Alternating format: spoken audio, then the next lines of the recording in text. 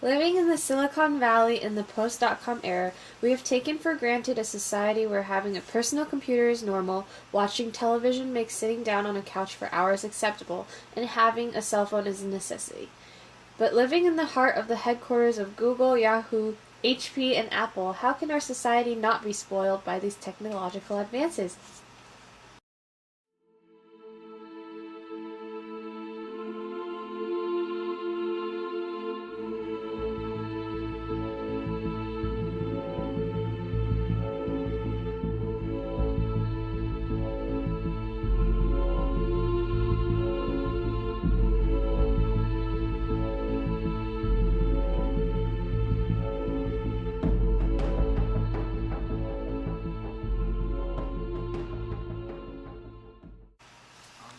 For our experiment, we stripped 7 high schoolers of their personal computers, smartphones, and television privileges, giving them the responsibility to complete this experiment by forcing themselves to restrain from using personal technology for 3 days. If they were able to pass the 3-day hump that most addicts have to overcome, they will have proven that they are able to suppress and surpass their technological desires. If not, they have failed the experiment, allowing us to possibly conclude that our generation is too indulged in personal technology. During our experiment, the participants distracted themselves throughout the day by going outside the technological world. Some of their technology-free activities included ping pong, basketball, Transformers Uno, Monopoly, exploring the world, bowling, sleeping, eating, shopping, mini-golfing, talking, exercising, chess, Yu-Gi-Oh! Trading cards, and much more. But more importantly, they spent quality bonding time together, establishing interpersonal interactions that far exceeded the Wi-Fi range. We will measure each participant's success on a scale of 1 to 4, 1 being successful in not using technology, 2 being using technology once, 3 being using technology a couple times, and 4 being so unbearably torn apart by the separation of technology that they cried. Let's see how they did.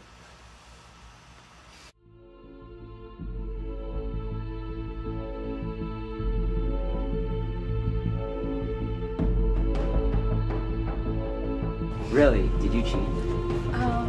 Yeah, a little bit. Well, I needed the internet for, to check my email, and yeah. Yeah, How many times? once, Why? because for econ we had homework assignment and we had to type it. So, yeah. A little. How many times? Twice. Why? I needed to call my parents to tell them to pick me up.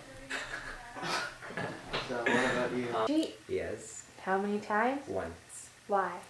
My mother forced me to. What did you do? I checked my ID and password for this driving program thing. It was because I had to use a computer because I was working for someone, helping someone do something, and I needed to use a computer and help them. Another time was because I needed to call my parents to tell them to give me money because I had no money in my car for dinner. Yes, How many times? once. Why? My mother forced me to. What did you do? I checked my ID and password for this driving program thing. Yes. For 2 hours on the first day, I watched The Karate Kid with my siblings. How many times did you cheat? Once. Okay. Yes, How many times? 2 or 3. Why? To talk to my mom. So what did you use to cheat? Just your phone? My friend's phone.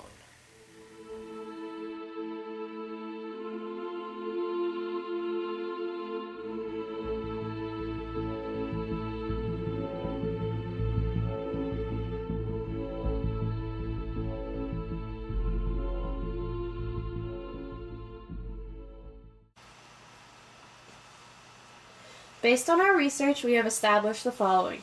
Although we use technology for good reasons, we are too immersed in and used to technology that it is too difficult to return to the pre-technological era.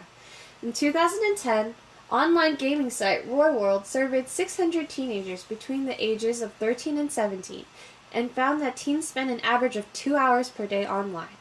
This is much less than what our participants approximated, showing that our community is far more reliant on technology than the average American teenager.